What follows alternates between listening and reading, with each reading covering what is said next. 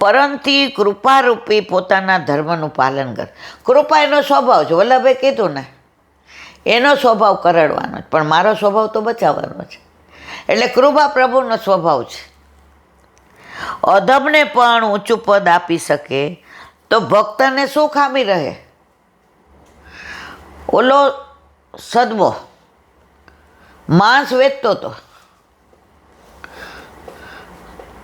તો એક બાજુ શાલિગ્રામજીને પધરાવે બાટના બદલે અને જોખે.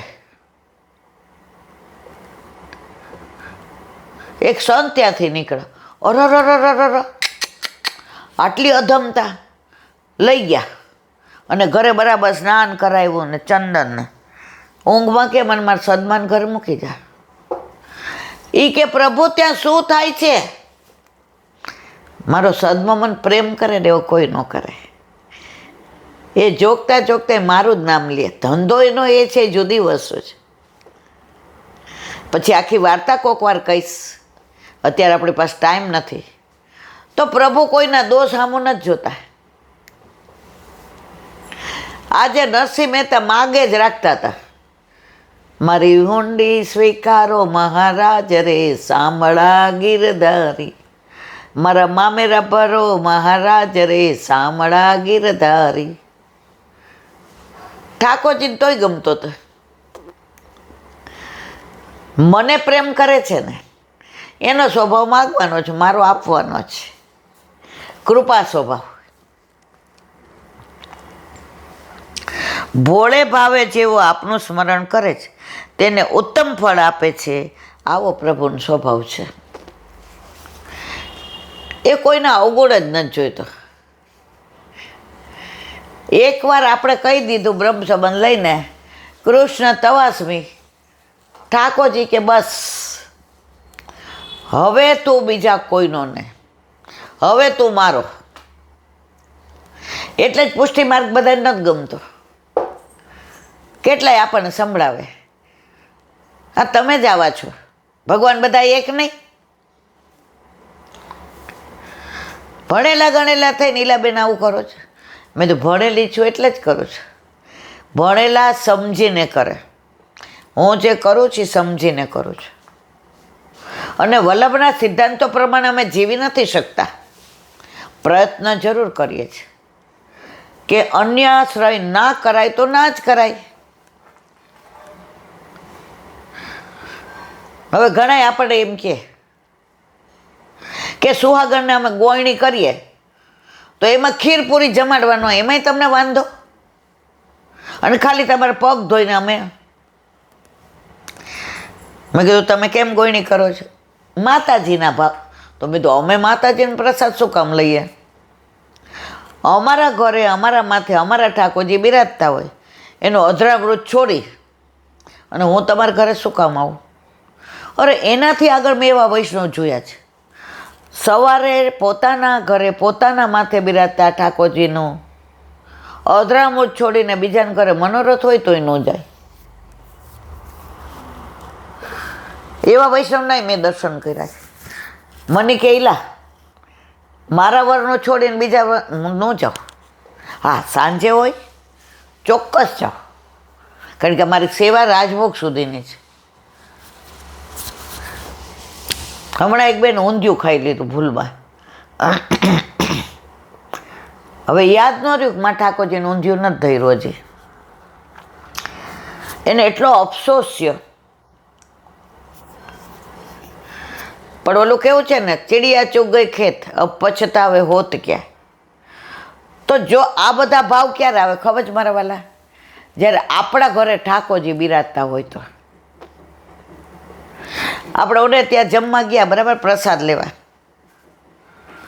તો એણે કેરીનો રસ ધરાવ્યો તો આપણે હજી નહોતી આવી, ઓલો ફ્રોઝન કરેલો મંગાવેલો હતો. મેં તો મન શરદી થઈ ગઈ છે. એ કેવું અડધો કલાક પછી આવીશ, ત્યાં હરખો થઈ જશે. મેં હાથ ધોઈ નાખ્યા. મેં તો હવે ન લો. આપણા ઠાકોરજી નો આરોગી ગયો એને કેમ આપણે આરોગવું? પણ આ ભાવ ક્યારે આવે? પ્રભુને સાક્ષાત માનતા હોઈએ તો.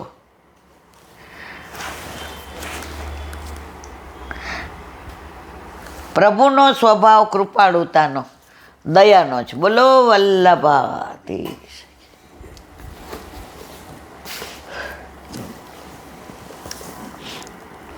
વલ્લભાધીશ.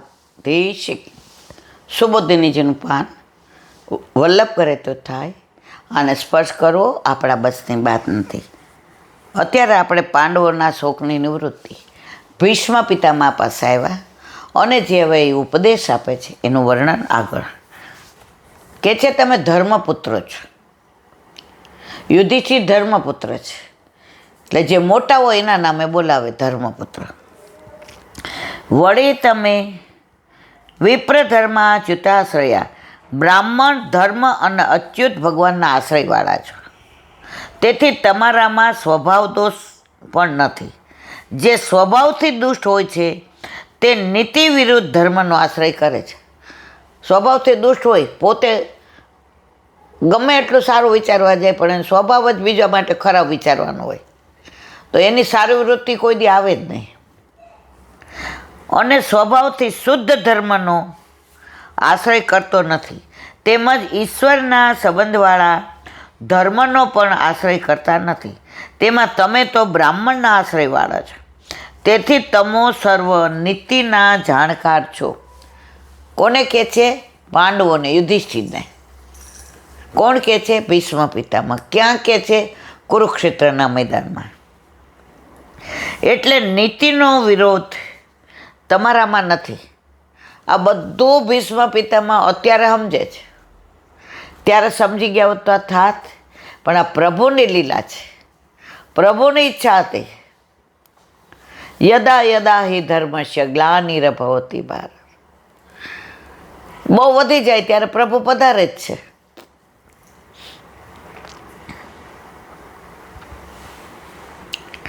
ધર્મના આશ્રયવાળા હોવાથી તમે સ્વભાવથી શુદ્ધ છો. કારણ કે ધર્મની એવી રીત છે કે પોતાના આશ્રયવાળાને તે શુદ્ધ રાખે. જે ધર્મને અનુસરતો હોય ને એ ખોટું ન કરે, ડરે તો ખરો જ.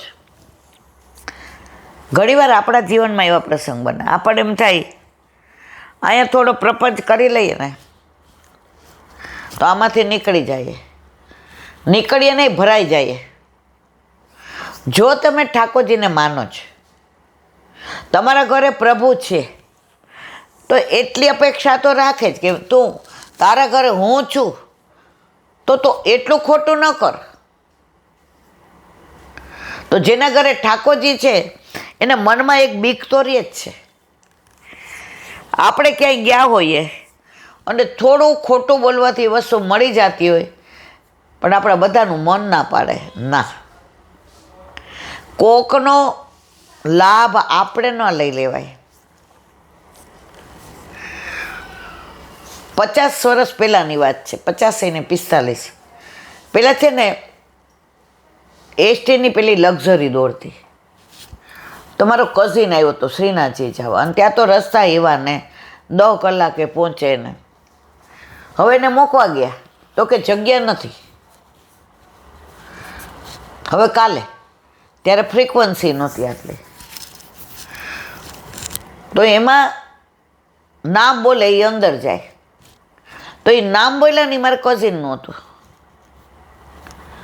એટલે મેં સાંભળ્યું, મેં કીધું ભાઈ તારું નામ તો છે, તો જો અડધું ખોટું મારામાં મને ખબર નહોતી, મેં તે બુક કરાવ્યું છે. તો એ કે હા. તો મેં તો વયો જા અંદર. આ જો નાની નાની ભૂલ આપણને અત્યારે અંત સમયે કેવી યાદ આવે, એ તો વયો ગયો.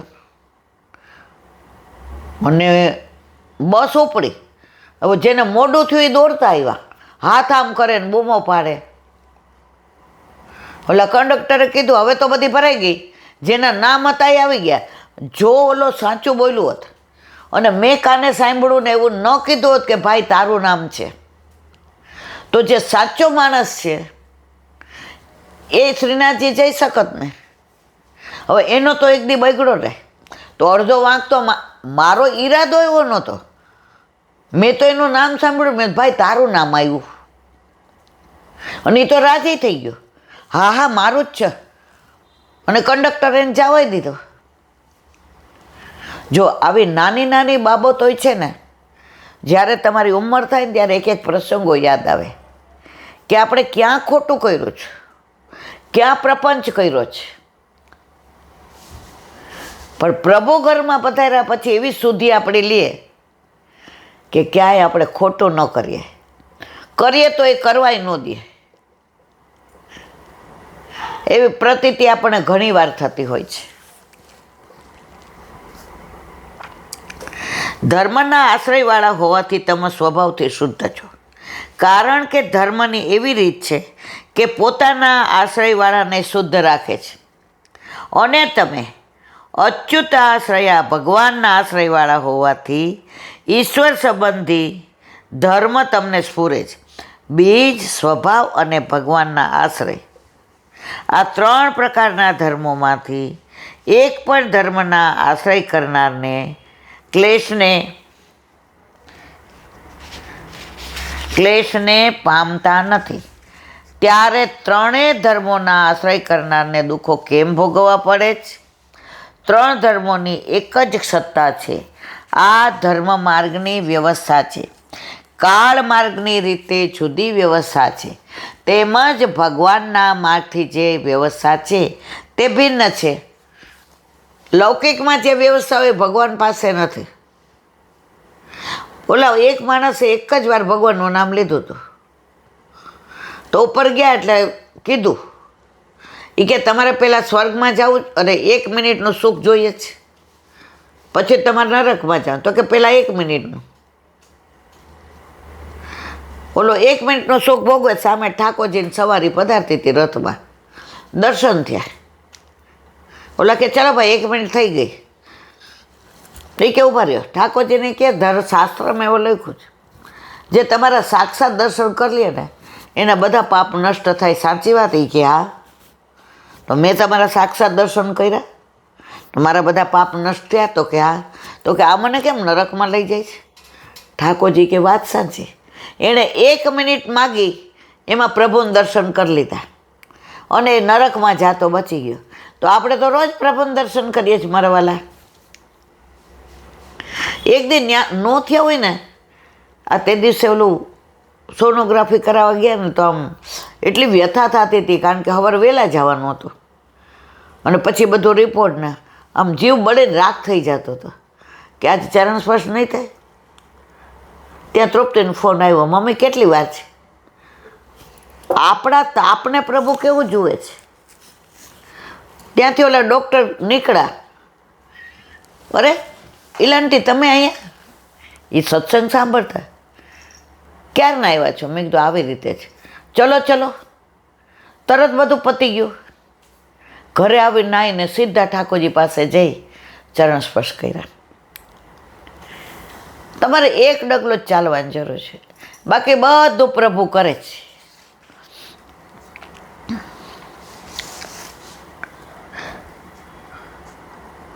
કાળ માર્ગની રીત જુદી છે, તેમજ ભગવાનના માર્ગથી જે વ્યવસ્થા છે તે બેમ છે, એમ ભીષ્મ પિતામહ આગળ કહેશે. આમ બીજ અને સ્વભાવનો દોષ તમારામાં નથી, તે જ પ્રમાણે ક્ષેત્રનો દોષ પણ નથી. કેટલી વાર છે હવે? બોલો વલ્લભાધીશ કી. શ્રીમદ ભાગવત. અને મારા ગુરુદેવને દંડવત પ્રણામ કરું છું. द्वार पे सूरदास के द्वार पे मेरा दंडवत प्रणाम. सुरभि कुंड पे परमानंद दास के द्वार पे मेरा दंडवत प्रणाम.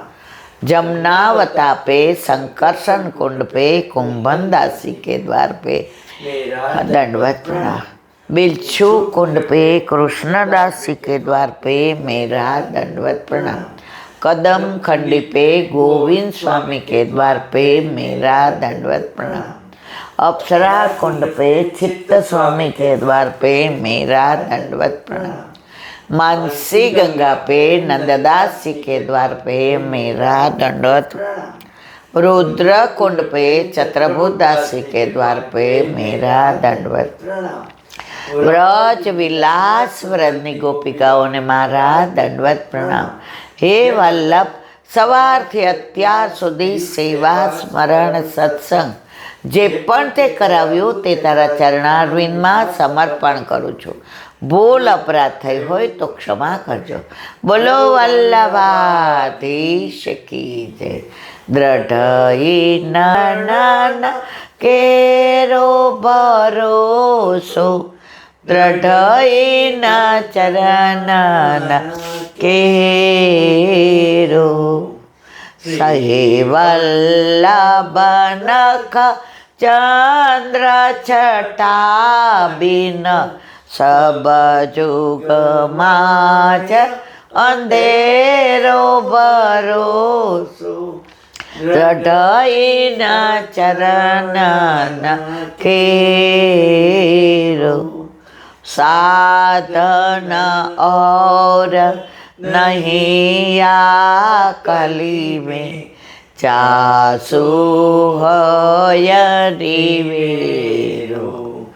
सुर का कहे द्विविध आंधरो, बिना मोल को चेरो भरोસો.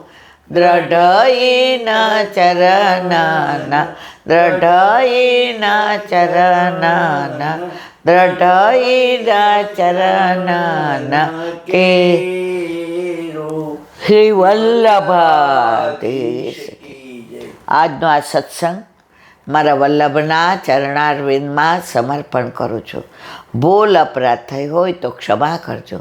આ મારા વલ્લભની વાણી અને ભૂલો મારી. બોલો વલ્લભાધીશ કી. બધાય વૈષ્ણવને જાજા કરી જય શ્રી કૃષ્ણ. જય શ્રી કૃષ્ણ.